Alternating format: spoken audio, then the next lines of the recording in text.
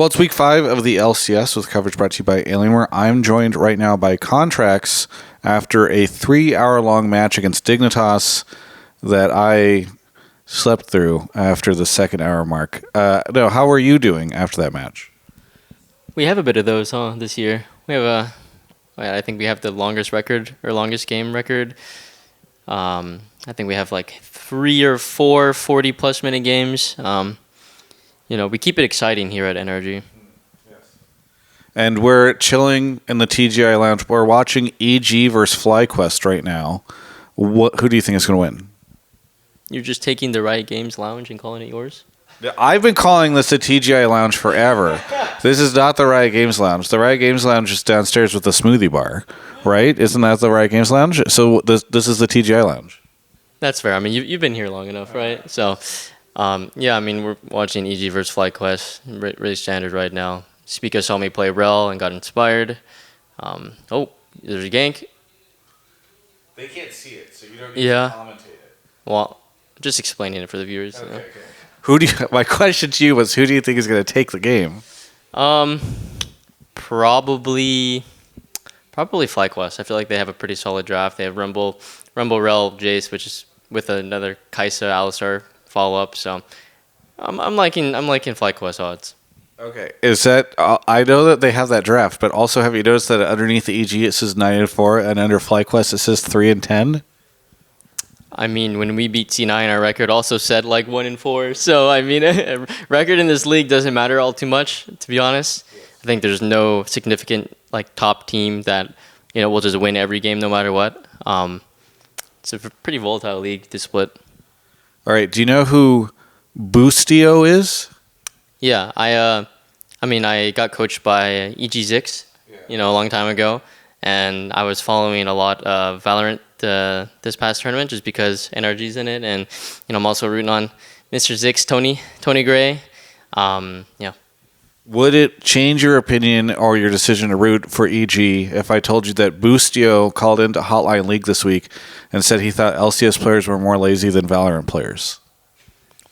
Well, the things that I've heard from Valorant players are that they only scrim and then they don't touch the game for the rest of the day. Is that true or false? I actually have no idea. Well, he was saying, he's like, I keep hearing that LCS players only work 5 hours a day, that they only have scrims going from noon until 5, and that's the schedule, and that it's short. It's a short schedule. And he's like, and we will be. I don't want to. I'm going to paraphrase. I'm trying to remember, but I think he was saying that they're like 8 to 12 hours a day. I mean, it definitely depends on player to player. Like some people don't play solo queue, but me personally, I'm 12 to 5. I get home at 6, and I'm playing solo queue until 1 a.m. So, no beef. I mean, you could be right about some players, but generally, people are pretty, they're grinding. I mean, maybe sometimes people have taken this job for granted, but, that was me in the past as well, but now I'm not one of them. Counterpoint. 4 weeks ago, Drew and I were in Anaheim, California, and I drove by a sidewalk where you and 2 of your teammates, who will currently remain nameless, were standing, clearly not practicing. And I confronted you on this. And then later that evening, I saw you again with your teammates wandering around a food court in Anaheim, California. So what do you have to say for yourself? Do you want me to starve? I mean, I want you. There is food much closer than Anaheim. I don't think that you have to go all the way down to Anaheim to eat. I mean, you got to take breaks every now and then. You can't just butt your head into it. Obviously, you got to practice with intention. It's quality over quantity. Yeah. But sometimes you got to have a nice balance of both, and I feel like I do that well. Okay. Gotcha. All right. So let's talk a little bit about NRG this split. Obviously, there have been some roster changes. The team, how would you compare the performance of the team this split to like the performances in the last 3 splits or so for CLG? Because it feels like I don't know if I would say you guys are having the split lives up to your previous ones, but also it seems like you guys are pulling off some games. So I'm kind of curious what your perspective is. I feel like this split is pretty similar to what we had in 2022 summer. I feel like we started off a little bit stronger on CLG in that split compared to NRG, but I feel like we're kind of in the same kind of middle of the pack right now that we were before. Um, but something that I feel that we have gained on energy is the actual like playmaking in the mid game to capitalize on our leads. Obviously, we struggled with that in the first few weeks. That's why we threw a lot of leads, but I feel like we've actually come together a lot. Obviously, this last game didn't show it too much. I was about to say there was a lot of interesting plays in the mid game. Yeah. But the thing that matters is that we're winning them now and not losing them, right? I mean, you've seen us beat pretty much all the top teams so far. So I feel like when we're playing well and playing confident, I don't think we can lose to anyone. Why is it that you do beat so many top teams, but then I believe you've had several losses to like bottom teams? Yes. Well, that's the thing that we were working on in the beginning, right? I think we kind of lost a lot of focus after we gained these leads first to bottom teams, and kind of got too lenient with our play and map movement. But that's something that the losses shaped us for what we're working towards now. I feel like we wouldn't have been able to make this progress if we didn't experience like that hardship, I guess, because we had a lot of rough discussions, a lot of team talks, and we're able to improve on that a bit. So we only have one more week after this because of the shortened split. What do you make of the league, I guess, at this point in time? Because you have Cloud9, who I think people still consider to be a top team, but they've been kind of looking rough around the edges. Like they have not been able to seize first solidly, and they seem to just kind of drop games. You have EG. You're predicting them to lose against FlyQuest right now, who's like a bottom 3-0. They're 3-0 right now. FlyQuest versus EG, and they're up 3K gold. Okay. Oh, and that's what 4-1 now. Yes. We don't need the minute by minute stuff though. It does look like Vicla's about to die. Anyway. So we have EG, who I guess is not like a dominant first place team. Golden Guardians, people seem to just often forget exist. Like, what do you make of the league and the strength of your opponents in it? Yeah, this is kind of recalling what I said earlier. Like, I feel like any team is really beatable in this league. Obviously, there's a distinct, top four. I feel, or like top three. Like, actually, I mean. Okay, top two. I feel like I'm blanking. Golden Guardians, EG. I just said people forget Golden Guardians exist, and then you're like, what's that team name again that's in the top two? Yeah, Golden Guardians and C9. I feel like those are definitely, when they're on, they're the top two teams in NA, but that doesn't mean they're unbeatable. I feel like they have weaknesses as well that they've shown, and on any given day, if you have a better draft or you play well through, when strength of years, I feel like you can beat anyone. So right now, not a clear set of like top teams. So that's good for us, honestly. I think our world's chances are pretty high this year.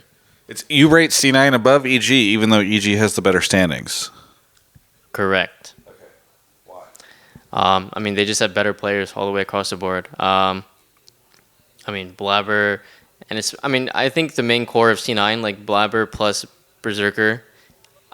With Berserker, you're always gonna have a late game threat. Like this guy was playing Ashe yesterday and was absolutely smurfing. Like watching him team fight, and he's just a very smart player. So, do you feel the same way? Because you said the reason you rate Cloud9 higher than EG is because of the players. Do you feel the same way with Golden Guardians? Do you think Golden Guardians has better players across the board than EG?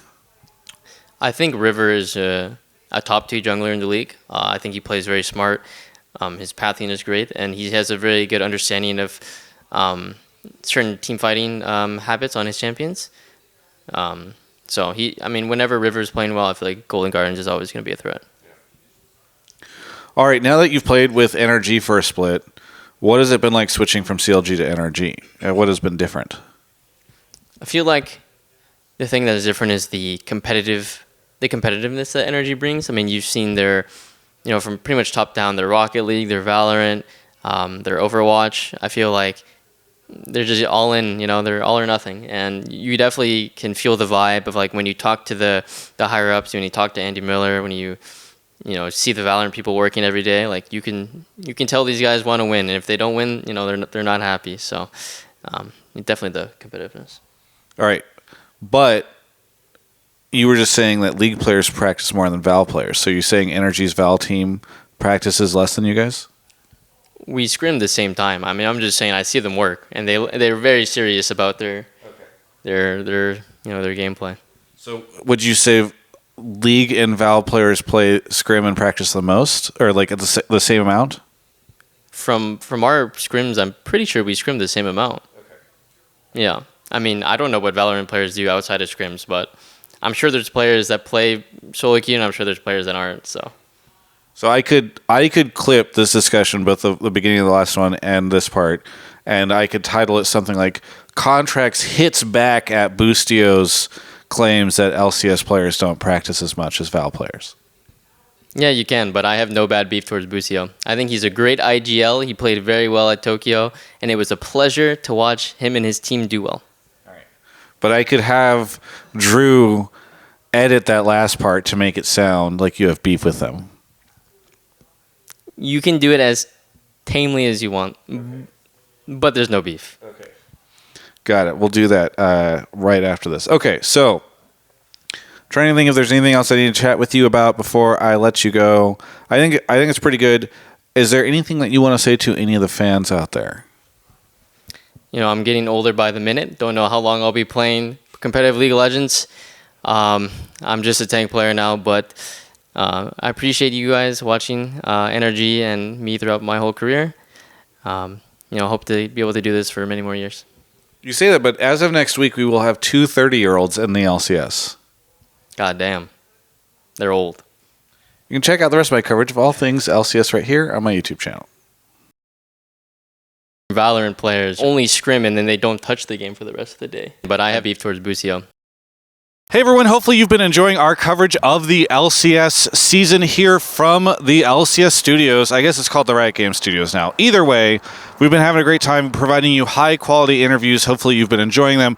And I wanted to show you, speaking of high quality, an amazing piece of hardware. This is the M18 notebook that Alienware has hooked us up with. It's been great. We've been providing you coverage straight from this notebook. Now this Alienware M18 features a NVIDIA GeForce RTX 40 series GPU. This is Alienware's most powerful laptop, and having this in our arsenal allows us to get content to my channels quickly. So again, thank you so much to Alienware for sponsoring our coverage and for powering our summer split.